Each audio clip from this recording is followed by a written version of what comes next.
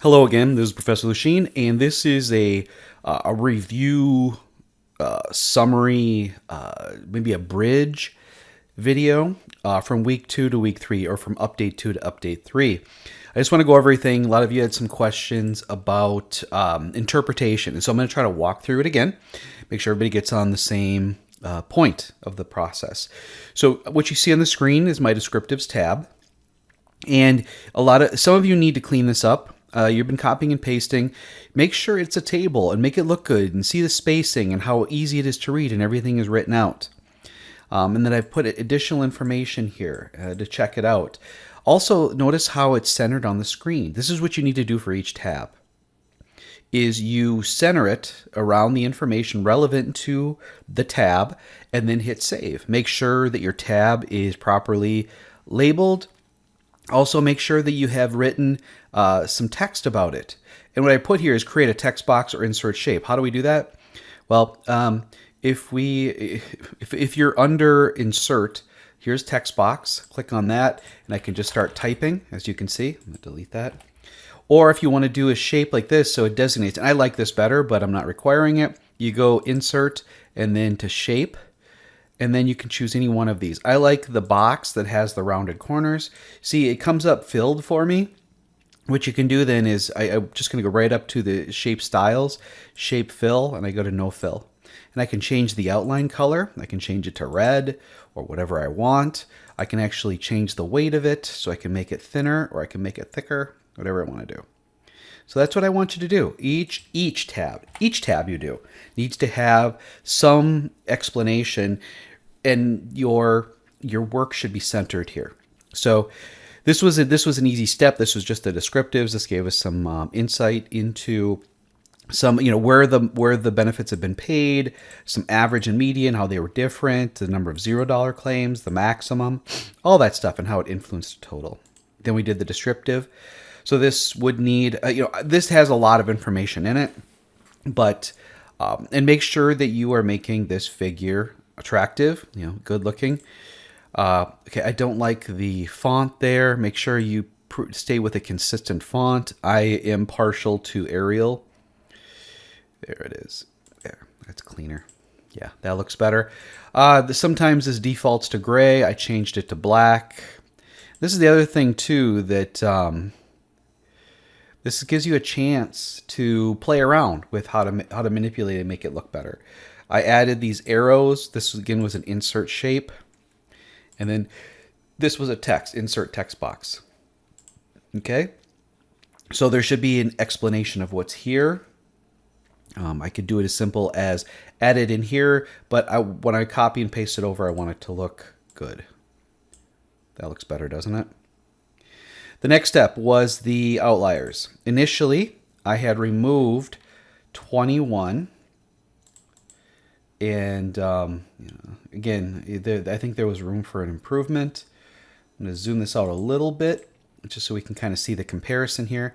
I'm going to save it so that it's centered. But again, there should be a text box or an insert shape that explains what we found here, that if you remove 21, look at the difference.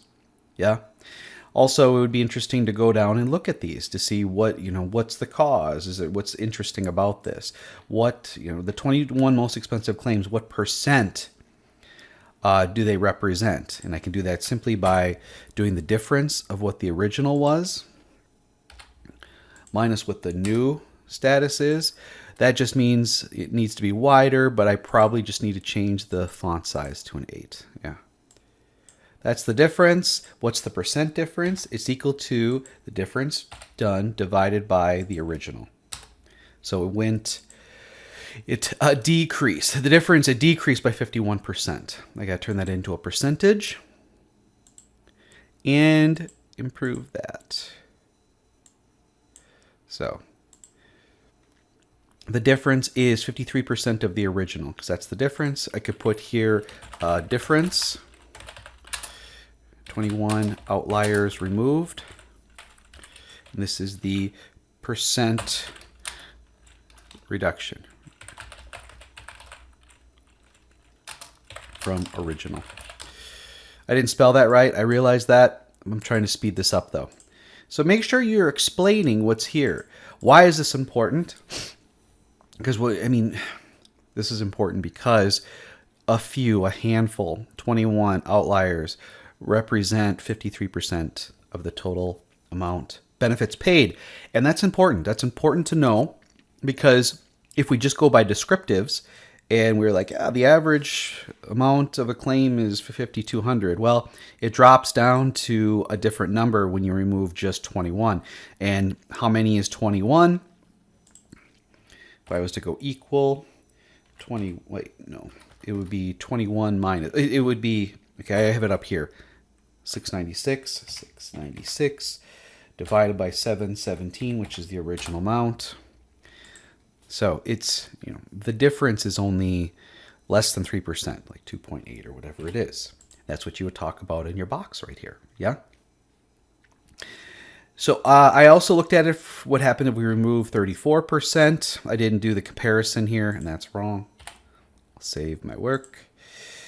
But what I did is I did the experiment, and I think this is going to be the new way I do it, in which I create a table here to track the changing R square.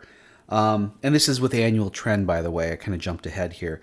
But I'm thinking about not doing the outlier blindly, but rather having it as sort of a follow-up or an experiment within the annual trending.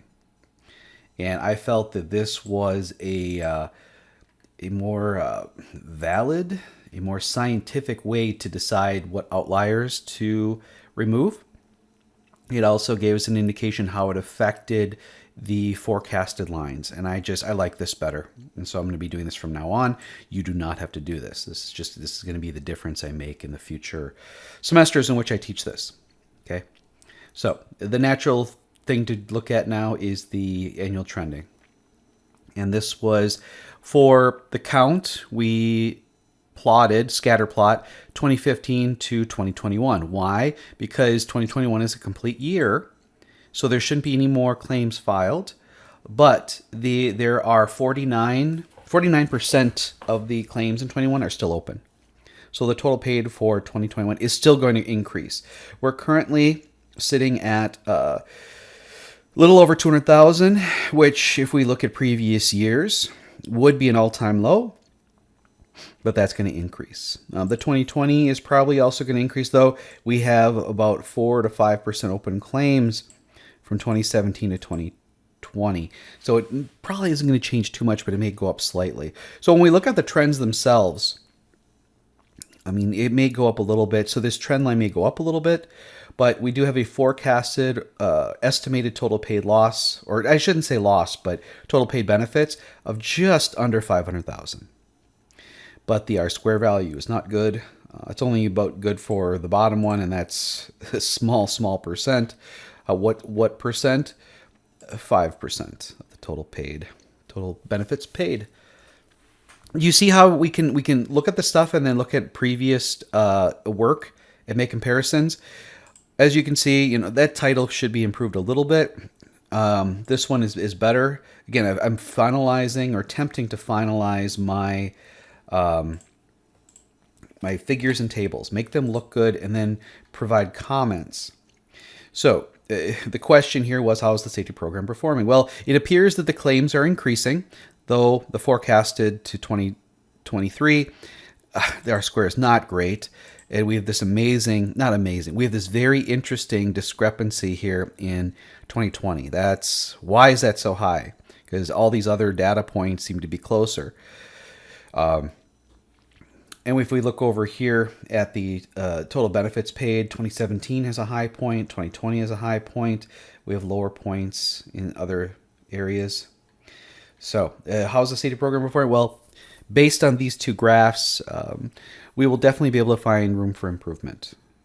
Yeah, because we want these both to be going down. This is going down slightly, but yeah, it is what it is.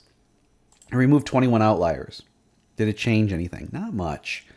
Some of the R-squares got a little bit better, but still, the 2023 forecast now is, again, didn't change much. For some weird reason, the R-square improved a little bit. So then I I took out the COVID to see what would happen. And the chart title, this stuff needs to be improved on look. But what we found is this is both before and after. After is a stronger demonstration of how the safety program is performing. It looks like it's doing a good job now when we remove COVID. And here's a comparison of total paid and medical paid, both pre and post removal. Here's the pre, here's the post. The numbers look a lot better as far as the R squares. And it looks like it's going to go to zero. Now, it isn't going to go to zero, but it's a demonstration that without COVID claims in 2020 and 2021, it looks like the company safety program is doing very well. And it'll be really interesting when we start breaking down the data further to find out what areas have improved more, or maybe what areas could use some attention. Yeah. When we remove the outliers and the COVID, we get something similar here, that things are definitely improving. They are improving. And so how's the safety program performing? Well, taken at its whole, it looks like that there's definite need for attention to find ways to reduce the number of claims and the severity of claims. When the COVID is removed and we remove just a handful of outliers, the picture has changed substantially. That if COVID claims are no longer an issue, the safety program appears to be doing much better. So we're going to, the next step is to begin looking at it from a policy class code and an accident location. And if I was to bring up the, sorry, I'm chewing on a cough drop. Sorry about that. We're going to be looking at where. Here I've got policy class code in our data set. There's another location. We're going to create these tables, and we're going to be able to compare them to our original descriptives to make sure everything matches up. Once we've done this and calculated the risk priority number, which is the percent count multiplied by percent total paid. So that's why we remove the outliers. If we didn't, then a particular class code would dominate if it had the most expensive claim or a handful of the most expensive claims. I've got the entries, or the macros, the functions. That's what I want. The functions for each one of the columns here to help you out. The explanation. Then we sort by the risk priority number, or RPN, high to low. This is just a rank order statistic. That's all it is. And then the priorities are, low to high when we do it that way. And then we do a Pareto analysis of top 2, top 3, top. You'll see when I get into it. We try to get to that 80%. The 80-20. Remember, if you remember from the Pareto ratio discussion earlier in the semester, that gives us our cutoff. Your recommendation. So this is what we'll be doing in the next video. The video after that, we're going to get into the causes. And as you can see, the table header is the same. We'll create some room and we'll replicate. And what's interesting is with just a little change in the top row, we can then, when we click on it and we click and drag with just copy and paste, an automated copy and paste, that's all we're doing. So it goes pretty quick. When we reclassify these into parent codes, it gets a little sophisticated, but I'll teach you about that too. The last thing I wanted to talk about in this bridge video is the you don't have to do this, but if you'd like to possibly get an opportunity to not have to take the final exam, if you want to take it upon yourself to do calculations and demonstration of how the annual premiums are calculated, how the EMR is calculated with an expected loss ratio, what that means, and what we can do is we can make a recommendation that what if the company was to go self-insured? How much money could they save based on what the numbers are? And what we found is it is substantial. What I did after the video is I did some what ifs. So the original expected annual claims is 700,000. So you take what the actual divided by the expected. It gives you a very raw EMR. So for 2022, this year, the actual divided by the expected was a 0.76, and what we really are at a 0.86. So we're off by a 0.1, but there are other variables in that equation. But it allows us to give us some basic idea of what it might be. Again, that's based on a 700,000 expected. Now, what if the expected was 650 or 600? Do you see how it goes? It goes up substantially because when you reduce the denominator, the product increases. So it was 0.76 at 700,000. It was 0.82 at 650. And this is, what I'm doing is I'm adjusting the expected ratio or the loss ratio. So 60% of this is this. What is that? Let's find out what that loss ratio would be. It would be the loss ratio would be this amount divided by this amount. Looking at a loss ratio of about 56%. So that's that's more risk taken by the insurer. Let's see what it would be here. It would be 600,000 divided by this. It would be closer to 50%. I'll turn that into a percentage. I see. The thing is, I do this stuff, but then I'm not labeling it, so I'm not going to save this work. But I was trying to show you that with a 60% loss ratio, again, that's 40% overhead. They're expecting 60% of the annual premium to be claimed through work comp benefits paid. If it goes down here, so there's less expected collection of overhead. More risk is assumed by the insurer, which isn't something they want. But the EMRs, they go up. They go up in what would be so it.